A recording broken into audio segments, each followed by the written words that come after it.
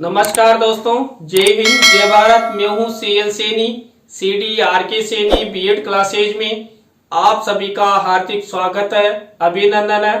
दोस्तों, हमारे इस चैनल के माध्यम से बीएड, डीएड, बीएड या बीएससी बीएड पाठ्यक्रम के जो भी टॉपिक है उन टॉपिकों को हम ऑनलाइन समझाने का प्रयास करते हैं। दोस्तों, आज की लाइव क्लास के अंतर्गत हम पठन कौशल विकास की प्रमुख शिक्षण विधियों के बारे में आपसे चर्चा करेंगे कि जो पठन कौशल है, इस पठन कौशल विकास में कौन कौन सी शिक्षण विधियां प्रयोग में ली जाती है, जिससे पठन कौशल का विकास होता है, वाचन कौशल का विकास होता है और इसके माध्यम से छात्र छात्रा अधिगम करते हुए अपने जीवन के लक्ष्यों को प्राप्त करते हैं। तो दोस्तों, आप सब बने रहें हमारे साथ, हमारे इस चैनल के साथ। और दोस्तों, यदि आप हमारे इस चैनल पर पहली बार आए हैं तो हमारे इस चैनल को सब्सक्राइब करें और पास ही बने बेल आइकन को जरूर दबावें, जिससे हमारे द्वारा जब भी कोई न्यू लाइव क्लास चलाई जाती है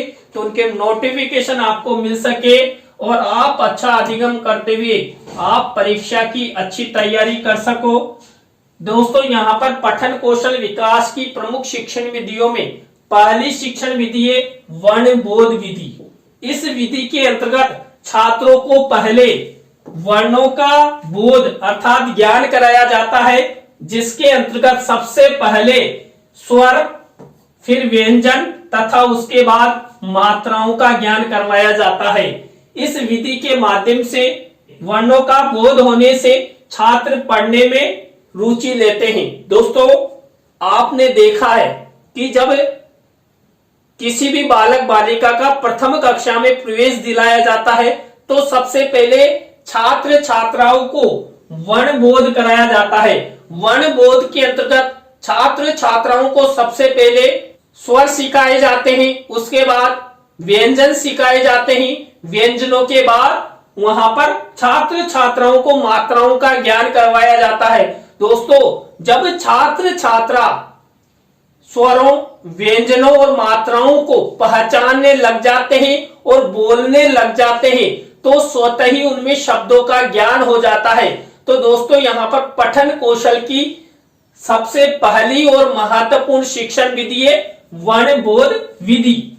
इसके बाद दोस्तों दूसरी विधि है ध्वनि साम्य विधि। ध्वनि साम्य विधि में क्या होता है, इस विधि के अंतर्गत छात्रों को समान उच्चारण वाले शब्दों को सिखाया जाता है। समान उच्चारण वाले शब्दों का ज्ञान होने पर छात्र उन शब्दों को आसानी से पढ़ना सीख लेते हैं। यानी कि जिन जिन शब्दों का यहाँ पर समान उच्चारण होता है, ऐसे बिना मात्राओं वाले शब्दों का उच्चारण छात्रों से करवाया जाता है, छात्रों को पढ़वाया जाता है, जिससे छात्र छात्रा क्या कर लेते हैं, पढ़ना सीख जाते हैं, अर्थात पठन कौशल का विकास हो जाता है।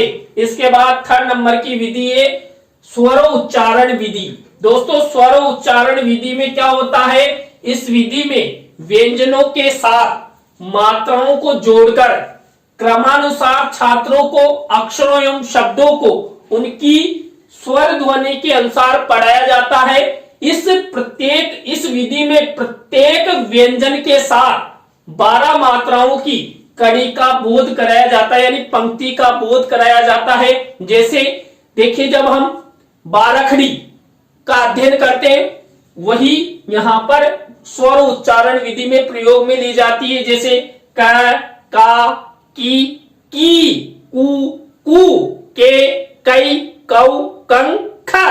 तो इस तरह हम यहाँ पर उच्चारण करते हुए छात्रों को व्यंजनों के साथ मात्राओं का प्रयोग करते हुए छात्रों को पढ़ना सिखाते हैं। दोस्तों, इसके बाद नेक्स्ट विधि है देखो और कहो विधि। इस विधि के अंतर्गत छात्रों को संबंधित स्वर, व्यंजन या मात्रा का चित्र दिखाया जाता है और शब्दों का ज्ञान कराया जाता है। यह विधि मनोवैज्ञानिक विधि है। इस विधि में छात्रों द्वारा चित्र देखने, सुनने और बोलने से वर्णों के चित्र मस्तिष्क पर अंकित हो जाते हैं। देखिए सबसे अच्छी विधि मानी जाती है देखो और कहो विधि। इसमें छात्रों को स्वरों, व्यंजनों और मात्राओं के चित्र दिखाए जाते हैं, जिससे छात्रों में उन स्वरों, व्यंजनों और मात्राओं की पहचान हो जाती है और छात्र छात्राओं को तुरंत उन स्वरों, व्यंजनों और मात्राओं का चित्र दिखाते ही तुरंत बता देंगे कि ये का है, ये खा है, ये ग है, ये ग और ये ना। तो इस तरह देखो और कहो विधि के माध्यम से छात्र छात्राओं के पठन कौशल का विकास किया जाता है। दोस्तों इसके बाद नेक्स्ट विधि है अनुकरण विधि। यह विधि देखो और कहो विधि का ही दूसरा स्वरूप है। इस विधि के अंतर्गत शिक्षक एक एक शब्द बालकों के समक्ष कहता है और छात्र उसे दोहराते हुए अनुकरण करते हैं। इस प्रकार छात्र शब्द, ध्वनियों का उच्चारण एवं पढ़ना सीख जाते हैं। दोस्तों छोटे बच्चों को आपने देखा है, जब छोटे बच्चों को पढ़ाया जाता है तो पहले शिक्षक बोलता है, उसके बाद छात्र बोलते हैं।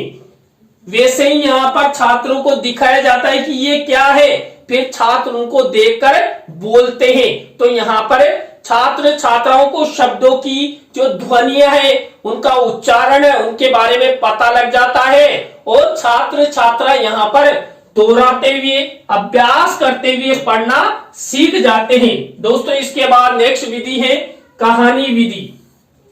इस विधि के अंतर्गत बालकों को कहानियां सुनाई जाती है। कहानी सुनने से छात्रों में रुचि उत्पन्न होती है। रुचि उत्पन्न होने पर छात्र अपनी पुस्तकों में कहानियों को ढूंढकर उन्हें पढ़ते हैं और ज्ञान प्राप्त करते हैं। देखिए दोस्तों, छात्र सबसे ज्यादा कहानियों में रुचि लेते हैं। अब यहाँ पर शिक्षकों द्वारा जब छात्र छात्राओं को कहानी सुनाई जाती है तो छात्र छात्रा ध्यान पूर्वक कहानियों को सुनते हैं और सुनने के पश्चात उनमें कहानियों के प्रति रुचि उत्पन्न हो जाती है और रुचि उत्पन्न होने से क्या होगा, छात्र छात्रा अपनी अपनी पाठ्य पुस्तकों में कहानियों को सर्च करेंगे और पढ़ेंगे। तो यहाँ पर पठन कौशल का विकास कहानी विधि के माध्यम से आसानी से हो जाता है। इसके बाद साहचर्य विधि, यानी जिसे संगति विधि के नाम से भी जाना जाता है। साहचर्य विधि का प्रयोग मोंटेसरी ने किया था। मोंटेसरी द्वारा साहचर्य यानी संगति विधि का प्रयोग किया गया था। इस विधि में बालक की अनुभव सीमा में आने वाले पदार्थों के चित्रों को कमरे में रख दिया जाता है या दीवार आदि पर टांग दिया जाता है। बच्चे चित्रों के नीचे लिखे नामों तथा कार्डों पर लिखी नामी में साहचर्य संगति स्थापित करते हैं। अध्यापक इन शब्दों या वर्णों का उच्चारण कराकर बच्चों की उनसे पहचान कराता है। बच्चे खेल खेल में सक्रिय होकर वाचन करना सीख जाते हैं। दोस्तों छात्रों को बार बार किसी कमरे में वर्णमाला से संबंधित यानी स्वरों, व्यंजनों और मात्राओं से संबंधित चित्रों को दिखाया जाएगा और उनमें साहचर्य स्थापित करने का प्रयास किया जाएगा। तो छात्रों में उन स्वरों, व्यंजनों और मात्राओं के प्रति क्या होगा, सक्रियता आ जाएगी, उनको पहचानने लग जाएंगे और धीरे धीरे छात्र पढ़ना सीख जाएंगे। दोस्तों इसके बाद नेक्स्ट विधि है शब्द विधि। देखिए दोस्तों, शब्द विधि के माध्यम से भी यहाँ पर छात्र छात्राओं के पठन कौशल का विकास होता है। इस विधि में प्रारंभ से ही बच्चों को शब्दों का ज्ञान करवाया जाता है, उनका परिचय करवाया जाता है। दोस्तों जब छात्र स्वरों, व्यंजनों और मात्राओं के बारे में ज्ञान प्राप्त कर लेते हैं तो छात्रों को बिना मात्रा वाले, इसके बाद मात्रा वाले शब्द सिखाए जाते हैं। जब छात्र छात्रा मात्रा वाले शब्दों को सीख जाते हैं तभी जाकर उनसे पुस्तक पढ़वाई जाती है। तो आपने जब छोटे बच्चों को देखा है कि छोटी कक्षाओं में यानी कि कक्षा 1, 2, 3 में, तो वहां पर शब्दों के माध्यम से छात्र छात्राओं को पढ़वाया जाता है। इसके बाद उस शब्द में विद्यमान वर्गों का ज्ञान कराया जाता है। वर्गों का मतलब जैसे क वर्ग, च वर्ग, ट वर्ग, थ वर्ग, इस तरह प्रत्येक जो हमारे व्यंजन है उनके वर्गों का ज्ञान कराया जाता है। शब्दों का ज्ञान कराने के लिए चित्रों की सहायता ली जाती है। अध्यापक चित्र दिखाकर चित्र के नीचे लिखे उनके नाम को उच्चारण कराता है तथा छात्र उनका अनुकरण करते हैं और अनुकरण करते हुए वो पढ़ना सीख जाते हैं। इस विधि में क्रमबद्ध तरीके से स्वरों व्यंजनों का ज्ञान दिया जाता है। दोस्तों, छात्र छात्राओं को स्वरों और व्यंजनों का ज्ञान होगा तभी तो शब्दों के बारे में ज्ञान होगा, और शब्दों के बारे में ज्ञान होगा तभी तो वो पढ़ना सीखेंगे। तो शब्द विधि के माध्यम से छात्र छात्रा क्या करते हैं, छात्र छात्रा पढ़ना सीख जाते हैं। यह एक मनोवैज्ञानिक विधि है। कौन सी? शब्द विधि। आकर्षक विधि है और रोचक विधि है जो छात्र छात्राओं में पठन कौशल का विकास करती है। इस विधि में पूर्ण से अंश की ओर, ज्ञात से अज्ञात की ओर और सरल से कठिन की ओर आदि शिक्षण सूत्रों का पालन किया जाता है। तभी तो देखिए इस विधि को मनोवैज्ञानिक विधि माना जाता है और इस विधि के द्वारा छात्र छात्राओं में पठन कौशल का विकास करने का प्रयास किया जाता है। इसके बाद नेक्स्ट विधि है वाक्य विधि। वाक्य विधि शब्द विधि का ही विस्तार रूप है। इसमें पठन का प्रारंभ वाक्य से होता है। देखिए, शब्द विधि में हम शब्द से पढ़ना शुरू करते हैं, लेकिन वाक्य विधि में वाक्य से पढ़ना शुरू करते हैं। इसमें शिक्षक चार्ट पर लिखकर वाक्य प्रस्तुत करता है, यानी पूरा सेंटेंस चार्ट पर लिखेगा, बच्चों को दिखाएगा और उनसे उस सेंटेंस को पढ़ने के लिए कहेगा। शिक्षक वाक्य को पढ़ता है तथा छात्र उनका अनुकरण करता है। बार बार वाक्य पढ़ने से छात्र शब्दों से परिचित हो जाते हैं। इसके बाद वाक्य में प्रयुक्त शब्दों को अलग अलग क्रम में बच्चों के सामने रखते हैं। जैसे यह मेरा घर है, ये तेरा घर है, मेरे पिताजी जयपुर जाते हैं। इस तरह शब्दों को इधर से उधर रखकर छात्रों को सेंटेंस निर्माण के साथ साथ पढ़ना सिखाया जाता है। दोस्तों, इसके बाद नेक्स्ट विधि है कविता विधि, यानी कि पोइम। तो कविता विधि में क्या होता है, बच्चों की संगीत में स्वाभाविक रुचि होती है। इसी को ध्यान में रखकर कविता विधि का विकास किया गया है। इसकी प्रक्रिया कहानी विधि जैसी ही है।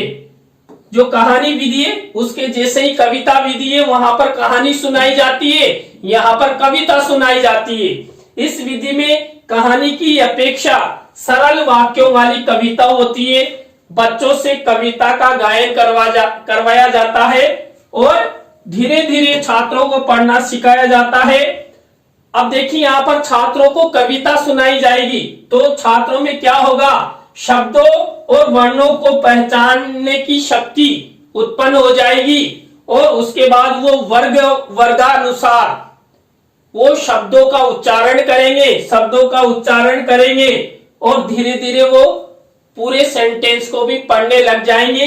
तो इसलिए यहाँ पर पठन कौशल के विकास में कविता विधि का अधिक प्रयोग किया जाता है, क्योंकि छात्र छात्राओं में संगीत में रुचि होती है।